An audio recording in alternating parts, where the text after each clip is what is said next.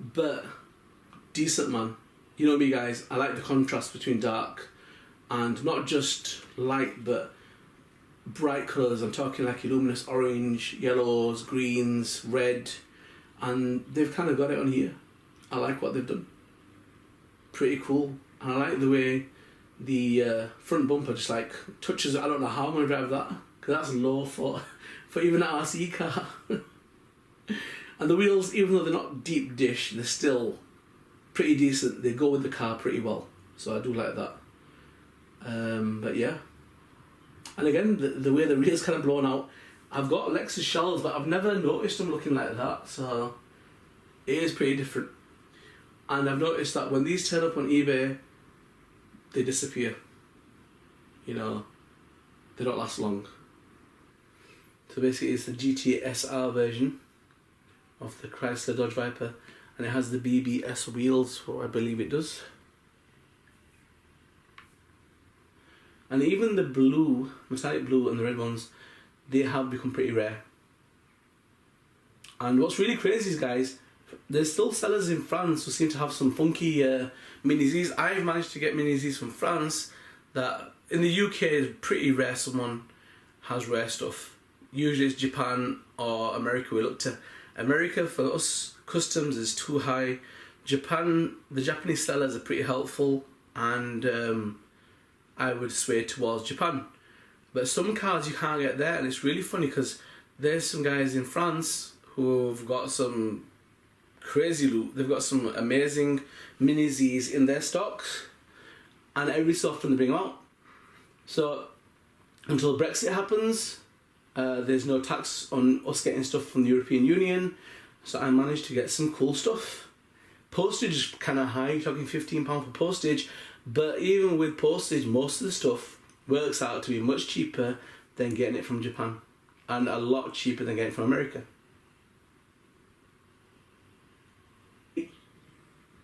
And in 2012 it's classed as rare, so you can imagine how rare it is now. It's a 98mm LL wheelbase. The chassis type is the MM. And the offset of the wheels are, the front is the 2.5 narrow and the rear are 3 wide.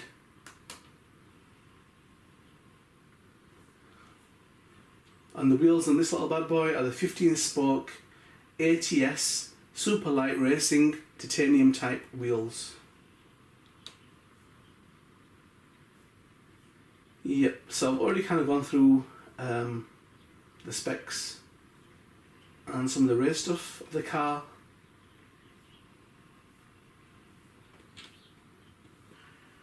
Okay guys, here we've got our GL Racing R8 LMS, and this is a limited edition.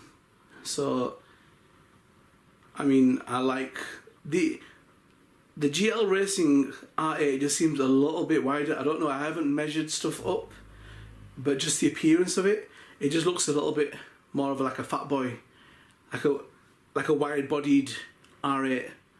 And I don't know what you guys think, but I like that blue, man. I think it looks pretty cool. So yeah, they had 4 that kind of caught my eyes. The other one was like a greeny brown camouflage, didn't like that. And there was one more which was like a grey black, and that wasn't too amazing because I had the duck one. So, but the pink and the blue were definitely there, and I was like, you know what, if I get them at a good price, I probably will go for them.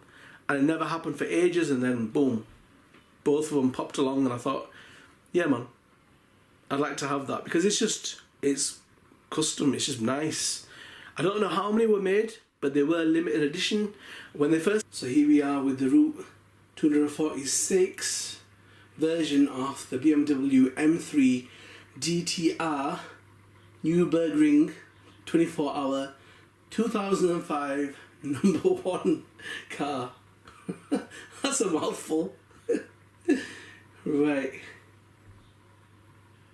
I think this was made specifically for that course. So the Mini Z version was released in 2010. I do believe this is kind of rare now, because for ages I couldn't find one of these. and one came up and it was somewhere in Europe and it was damaged, and I was even contemplating getting it because, okay guys, here we've got the Wood One Advan Clarion GTR 2008 number 24 version of our Nissan Skyline. So this is the Nismo GTR 2008. This is part of the GT500 class version, and the livery on this is the Wood One Advan Clarion number 24, and the Condor Racing, which is part of the Super GT 2008. The drivers were Joao, if that's how you say it, Paulo de Oliveira,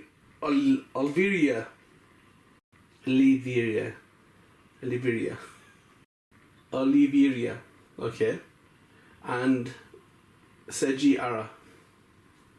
This was first produced as a Mini Z in June 2009, and it was very rare in 2012, so much more rare now. The wheelbase is a 98mm LL. The chassis type is a mid-motor mount, and this little bad boy is sporting the 6-spoke Black Rays Volk TE37 type wheels. Okay guys, and here we have the MFB39 Vodafone McLaren Mercedes MP4-222, and this was the 2007 model, the number 1 Alonso. So yep, I like this one. I don't know if you saw that, you might have seen the video of the other one that I had, which was the Jordan Racing Team one in yellow. It's okay, but this is class. I like the look of this, guys. You know me, I like these colour schemes where there's the chrome, silver, bright orange, black.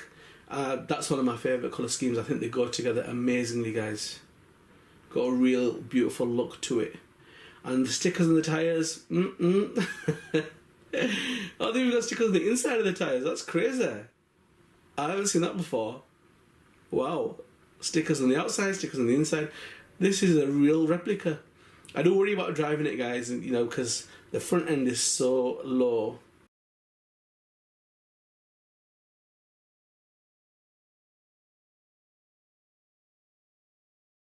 I mean, this was the first or second rare Mini Z I'd bought, and from that day till now, nothing's changed. It's still the baddest Mini Z they've got.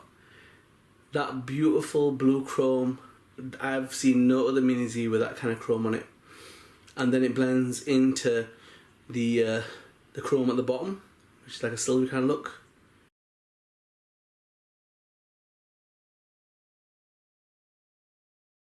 With the wheels, it's amazing. So this is basically the Kaihin Honda HSV010. This is the Super GT version of 2010, and this is number 17. And this, from what I know, guys, is super rare. So this is one of them officially limited edition cars. Only 1,500 were made. So yeah, an amazing car. And HSV basically means Honda Sports Velocity, and they basically made this car to compete in the Super GT racing series. Okay guys, so here we've got the Citroen DS3, and this is the World Rally Championship car from 2011.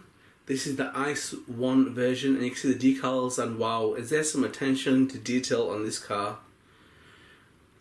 Yo, my heart got sold, guys. When I saw this, I was like, oh my goodness, look at that. I mean, it's a tiny little thing. It was made to compete with the Mini, you know, and smaller cars like that. It's small, but whoa. Decals wise, crazy, man. So this is the racing number 8 car, and it was used by Kimi Raikkonen. I think Kimi Raikkonen was that guy who was part of Formula 1. He's actually Finnish, he's from Finland. And yeah, he used to drive the Toyota 86 series, and they want to try something new. So this was designed for him. And this is like, it's classed as a Super Mini, and was made by the French manufacturer Citroen in 2009. But and Red Bull was also awesome, man. One of my favourite, so my top 5, one of my favourites is the Audi Dtm, and that's some of the ones with blown out fenders and all the grills, you know, air ducts, and that's got the Red Bull decals on a silver body. It looks kind of cool as well. So yeah, and this was definitely one I'd seen and I thought, you know what, if I was able to get it, I'd get it. Managed to get this one cheap from the same seller who was selling them for over £100. But yeah, definitely one to have in the... Okay, so in 1998, Toyota ceased sales of the Supra in the United States, and in 2002, Toyota officially stopped production of the Supra in Japan. As an iconic sports car, the Supra has appeared in numerous video games, movies, music videos and TV shows. Some of the most notable appearances include Grand Theft Auto, Gran Turismo, Forza Motorsport, Need for Speed and Midnight Club series of video games, and obviously the Fast and Furious franchise. So, yep. It's become definitely more sought after, guys. You know, some of these cars, honestly, I remember you could pick them up as they're being, you know, exported from Japan, imported into the UK. You could pick them up for decent money. They were under 10 grand, but now, you know, I don't know if they become more rare because people smashed them. That's what happened to the